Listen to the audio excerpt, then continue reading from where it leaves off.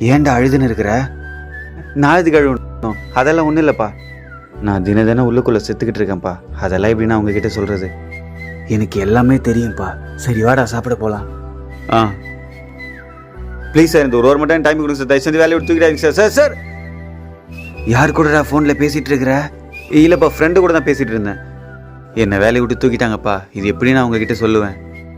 எதுக்கும் நீ பயப்படாதப்பா, அப்பா இருக்கிறேன். என் ஃப்ரெண்ட் ஆஃபீஸில் வேலைக்கு சொல்லியிருக்கிறேன். அவர் ஃபோன் பண்ணவர், பேசிக்கோ. ஆ சரிங்கப்பா. அப்பா, நீங்கள் சொன்னதில் எனக்கு வேலை கிடச்சிச்சு. நாளைக்கு என்ன பெங்களூர் வர சொல்லியிருக்காங்க. நான் கிளம்புறேன்ப்பா. கையில் காசே இல்லை, என்ன பண்ண போகிறேன்னே தெரியலப்பா. சரி சரி, உன் சட்டை பாக்கெட்டில் 5000 வச்சுருக்கிறேன் பாரு, செலவுக்கு வச்சுக்கோ. பா இன்னும் வேணா சொல்லு, அப்புறம் அமுச்சு விட்றேன். நான் சொல்லாமையே மனசில் இருக்கிறதெல்லாம் புரிஞ்சுக்கிறீங்களாப்பா? என்னப்பா பார்க்குற? பார்த்து போயிட்டு வா.